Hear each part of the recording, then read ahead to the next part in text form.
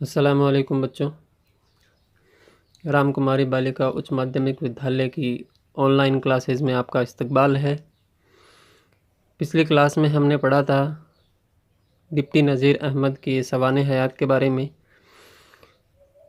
आज हम उनकी सवाने हयात को आगे बढ़ाते हुए उनकी जो नाविल निगारियां हैं उनके बारे में पढ़ेंगे और वो कैसी शख्सियत के मालिक थे वो भी जानने की कोशिश करेंगे। पिछली क्लास में हमने देखा था कि डिप्टी जो नज़ीर अहमद है वो बिजनौर में 1836 में पैदा हुए। उनके वालिद का नाम शहादत अली नज़ीर था और उन्होंने जो शुरुआती तालीम थी वो अपने घर से ही हासिल की थी। तो कुछ बातों का ज़िक्र हमने पिछली क्लास में किया था। आज हम उनकी जो नाविल निगारियां हैं उनके बारे में पढ़ेंगे। तो देखिए, नज़ीर अहमद का पहला नाविल मुरातुल उरूश, क्या नाम है? मुरातुल उरूश। अगर किसी को नहीं समझ में आ रहा है तो मैंने ऊपर लिखा है इसको, मुरातुल उरूश है, जो 1869 में लिखा गया। मुरातुल उरूश के बाद इन्होंने बनातुल नास लिखा। ये नावल 1873 में शाये हुआ। शाये का मतलब मैंने ऊपर लिखा हुआ है छपना या छपा। तो ये जो बनातुन नास है ये कब छपा? 1873 ईस्वी में। तौबातुन नशू, ये तौबातुन नशू क्या है? सच्ची तौबा, जिसको हम बोल सकते हैं। क्या बोल सकते हैं? सच्ची तौबा। ये कब लिखी गई? 1877 में क्या हुई? ये छप कर क्या हो गई? मशहूर की गई। फिर उसके बाद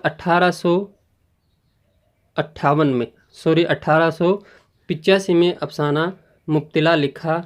इब्नुल वक्त 1888 में शाये हुआ। उसके बाद अय्यामा फिर 1894 में रोयाए शादी का शाये हुआ। देखिए, इन्होंने कम से कम इस अपनी किताब में जो ये चैप्टर चल रहा है इसमें 6-7 जो इनकी जो नाविल निगारियाँ हैं उनका ज़िक्र आया है। बहुत सारी की थी लेकिन 6-7 का जिक्र अपने इस सवाने हयात में, डिप्टी नज़ीर अहमद की सवाने हयात में हमें मिलता है। ठीक है। उन्होंने इन तमाम नावलों के ज़रिए मुआसरे की इस्लाह करने की कोशिश की। मुआसरे की इस्लाह, मुआसरा मतलब अपना जो समाज है, और इस्लाह मतलब उनको गाइड देने की, दिशा निर्देश जिसको हम बोल सकते हैं। ठीक है। इस्लाह करने की कोशिश की और ख़ास तौर पर तालीम नुस्वा की अहमियत और ज़रूरत पर जोर दिया। जो तालीम नुस्वा है, जिसको हम औरतों की तालीम बोल सकते हैं, लड़कियों की, बच्चियों की तालीम बोल सकते हैं, उनकी जो शिक्षा है इस पर उन्होंने क्या दिया था? बहुत जोर दिया था। और जो उनकी ज़रूरतों की चीज़ें थी उन पर भी इन्होंने अपनी नावलों में ज़िक्र किया है। तौबातुन नशू एक मकसदी नाविल है जिसका कोई ना कोई मकसद है। नज़ीर अहमद ने हर किरदार को बहुत अच्छे ढंग से पेश किया है। देखिए, जितनी भी नाविलें डिप्टी नज़ीर अहमद ने लिखी थी उनमें जो किरदार उन्होंने पेश किए थे उनको बेहतरीन तरीके से उन्होंने क्या किया था? लोगों के सामने पेश किया था। मिर्ज़ा जाहिरदार बेग तौबातुन नशू का एक ज़िंदा और फितरी किरदार है। ज़िंदा और फितरी, जिसको हम क्या कर सकते हैं? महसूस कर सकते हैं, या फिर हमें ये लगता है कि जो चीज़ हमने अभी पढ़ी है वो क्या है? हूबहू हमारे सामने हो रही हो। जाहिरदार बेग जैसे खुश पसंद, खुशामदी, जाहिरदार, नुमाइश परस्त किरदार हर दौर में पाए जाते हैं। यहाँ पर जो इस सवाने हयात को लिखने वाला है वो हमें बतला रहा है कि ऐसे इंसान सिर्फ जाहिरदार बेग ही नहीं हुए हैं, या फिर जो डिप्टी नज़ीर अहमद है उन्होंने एक जो नाविल निगारी की है मिर्ज़ा जाहिरदार बेग, जिसके बारे में हम पढ़ेंगे। उसमें जो मिर्ज़ा जाहिरदार बेग है वो क्या है? एक फितरी और ज़िंदा किरदार है। हमारा ये चैप्टर है मिर्ज़ा जाहिरदार बेग, जो क्या है? एक फितरी और ज़िंदा किरदार है, जिससे हमें ये लगता है कि वो सब कुछ हमारे सामने ही हो रहा है। ठीक है। जाहिरदार बेग जो असली ज़िंदगी में दौलत व शोहरत शरूत से मरहूम रहा। देखिए, यहाँ पर किस चीज़ का जिक्र आया है? इसमें उस बात का जिक्र आया है जो हम आगे क्या करेंगे, पढ़ेंगे। मतलब जो नाविल निगारी आगे की गई है उसके बारे में हम क्या करेंगे, पढ़ेंगे। उससे पहले इसमें जो डिप्टी नज़ीर अहमद है उसकी सवाने हयात में थोड़ा बतला दिया गया है कि जो जाहिरदार बेग क्या है, असल ज़िंदगी में क्या है, दौलत और शोहरत से क्या है, मरहूम रह जाता है। अपनी लफाजी और जादू बयानी के ज़रिए अपनी शान व शौकत को कायम रखने में मसरूफ़ था।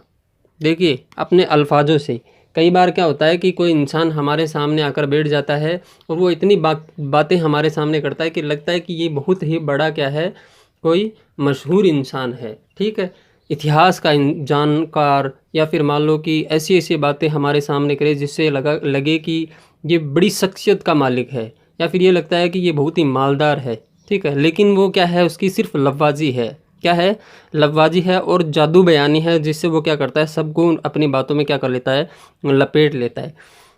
तो उसके ज़रिए वो अपनी शान व शौकत को कायम रखने में मसरूफ़ था। वो इसी बात में बिज़ी रहता, हमेशा मुब्तला रहता कि लोगों के सामने जाता और अपनी जो मनगढ़ंत बातें होती हैं और जो लफ्ज़ी और जादू बयानी होती है उससे क्या करता, वो लोगों को अपने बस में करने की कोशिश करता। अमीर ज़ादों की सोहबत में उठना बैठना।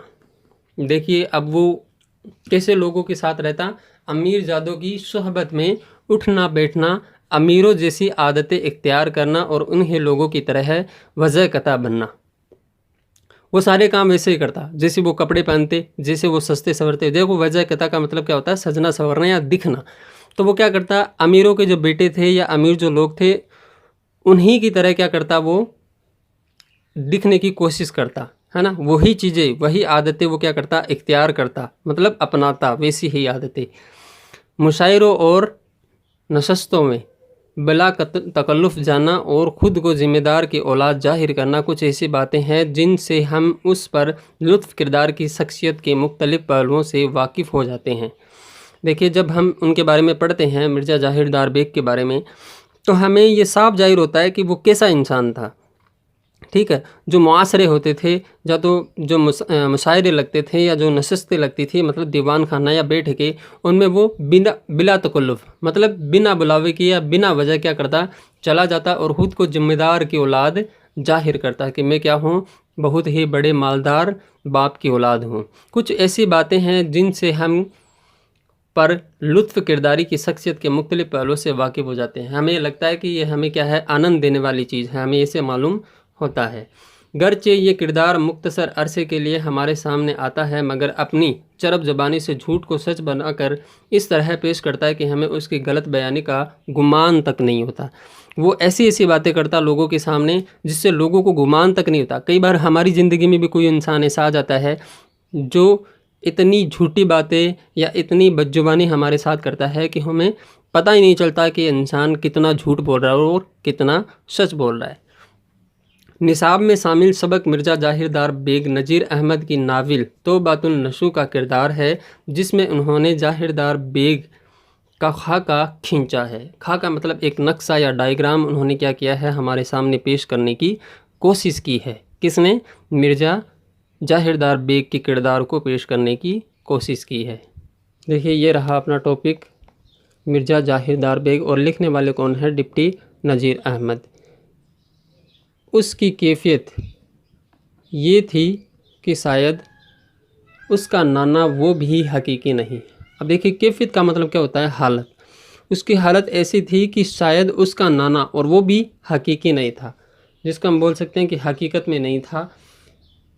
इब्तदाई अमलदारी मतलब जो सल्तनत है या सरकार में जनाब रेजिडेंट की और अर्दली का ज़िम्मेदार था, ठीक है। प्यादा, जिसको अर्दली मतलब प्यादा।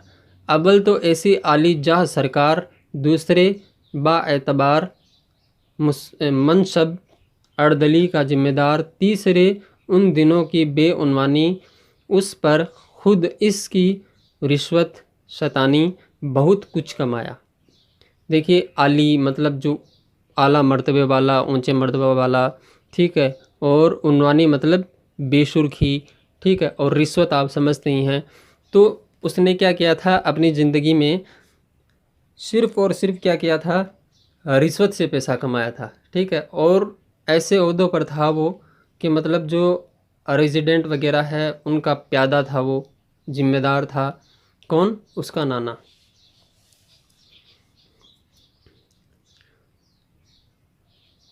यहाँ तक कि इसका एतदाल दिल्ली के रवादारों में हो गया। रवादारों मतलब जो तरफदारी करने वाले हैं उनमें इसका क्या हो गया? शुमार हो गया।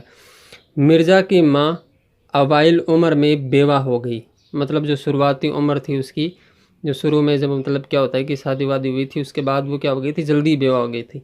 जिम्मेदार ने बावजूद कि दौर की कराबत थी, हब्तन लिल्ला उसका तकफ़ुल अपने ज़िम्मे ले लिया। तकफ़ुल का मतलब जो ज़िम्मेदारी है। ज़िम्मेदार अपनी हयात में तो इतना सलूक करता रहा कि मिर्ज़ा को यतीमी और उसकी माँ को बेवगी हाल भूल कर भी याद न आई। देखिए, जो ज़िम्मेदार था उसने क्या किया? जो मिर्ज़ा ज़ाहिरदार बेग है उसको और उसकी माँ को इतना कुछ दिया कि वो हमेशा क्या रहते थे? खुश रहते थे। कभी उसकी माँ को ये नहीं लगा कि मैं बेवा हूँ, और कभी उसको किसको? मिर्ज़ा ज़ाहिरदार बेग को ये मालूम भी नहीं हुआ कि मैं क्या हूँ? एक यतीम हूँ। लेकिन ज़िम्मेदार के मरने पर उसके बेटे पोते नवा से कसरत से थे। क्या किससे थे? कसरत से। उन्होंने बेएतनाई की, मतलब बेपरवाही या मतलब ख्याल न करना। अगरचे ज़िम्मेदार बहुत कुछ वसीयत कर मरे थे, मगर उनके वर्षा मतलब वारिसों ने हज़ारे दिक्कत महल सरा के पहलू में एक बहुत छोटा सा कता मतलब टुकड़ा या छोटा सा मतलब जिसको हिस्सा बोल सकते हैं, उनके रहने को दिया, और 7 रुपये महीने के किराए की दुकानें मिर्ज़ा के नाम कर दी। देखिए, जो ज़िम्मेदार था, जो मतलब जो बहुत सारी क्या है वसीयतों का मालिक था, उसने मतलब रिश्वत से कैसे भी मतलब बहुत सारे पैसे कमाए थे। लेकिन जब वो मरा तब उसके जो नवासे पोते वगैरह थे उन्होंने क्या किया? जो मिर्ज़ा ज़ाहिरदार बेग है उसकी और उसकी माँ का कोई ख्याल नहीं किया, है ना। उन्हें क्या किया? एक तो छोटा सा टुकड़ा दिया रहने के लिए ज़मीन का, और कुछ दुकानें, और 7 रुपये उनका क्या कर दिया? महीने के किराए का मुरक्किज़ कर दिया। ये तो हाल था कि मिर्ज़ा की माँ, मिर्ज़ा की बीवी, 3 आदमी और 7 रुपये के कुल कायनात उस पर मिर्ज़ा की शेखी और नमूदियाँ मशखरा इस हस्ती पर चाहता था कि ज़िम्मेदार वालों की बराबरी करे, जिनको 10 रुपये माहवार की आमदनी थी, अगरचे ज़िम्मेदार वाले उसको मुँह नहीं लगाते थे। देखिए, जो मिर्ज़ा ज़ाहिरदार बेग है उसके दिमाग में ऐसी बातें हमेशा चलती रहती थी कि मतलब हम 3 लोग, महीने के 7 रुपये, कैसे मतलब ये चल सकता है काम। ये तो ऐसा हो गया कि मतलब उसकी जो उसका जो सर था उस पर किसका बोझ आ गया था? पूरी दुनिया का बोझ आ गया था, ऐसा उसे मालूम होता। और वो साथ साथ में ये भी सोचता रहता कि अगरचे मेरे पास सैकड़ों रुपए होते, या मैं उन लोगों के काम करता जो जिम्मेदार थे, ऐसे जो लोग थे जिनकी मैं बराबरी कर सकता, और मुझे क्या मिलते? 10 रुपये माहवार की आमदनी थी। मतलब जो सैकड़ों रुपए जिनको मतलब महीने की आमदनी होती है, मैं उन लोगों में अपने आप को क्या करता हूँ? शुमार करना चाहता हूँ, उन लोगों के साथ रहना बैठना उठना चाहता हूँ। लेकिन वो लोग क्या करते? उसे मुँह भी नहीं लगाते थे। मगर ये बेगैरत, देखिए, हमने पीछे बात की थी कि जो मिर्ज़ा ज़ाहिरदार बेग है वो कैसा इंसान था। ऐसे ही महफ़िलों में जाकर बैठ जाता बिना तकल्लुफ़ के। तो वो क्या था? बेगैरत, ज़बरदस्ती उनमें घुसता था। ये किसी को भाईजान, किसी को मामूजान, किसी को खालूजान बनाता, और वो लोग इसके अद्दाए रिश्ते नातों से जलते। अद्दाए मतलब दावा करने वाला, तो बिना मतलब का जो दावा करता वो उससे क्या करते? जलते और दख होते, मतलब सताने का काम करते थे। वो ऊंची हैसियत के लोगों में बैठना उसके हक में और ज़बू था, मतलब जलीली भरा हुआ था। और जब मतलब जलीली भरा हुआ, उनकी देखा देखी उसने तमाम आदतें अमीर जादू की सी इख्तियार कर रखी थी। मतलब वो ऐसे लोगों में शामिल होने लगा था, ऐसे लोगों के साथ बैठने लगा था कि धीरे धीरे उसने सारी जो आदतें थी वो कैसी इख्तियार कर ली? अमीर जादू की सी इख्तियार कर ली। आज की क्लास में हम इतना ही पढ़ेंगे। जो मिर्ज़ा ज़ाहिरदार बेग टॉपिक है किसका, डिप्टी नज़ीर अहमद का, उसके बारे में हम आगे अगली क्लास में बात करेंगे। शुक्रान अल्लाह।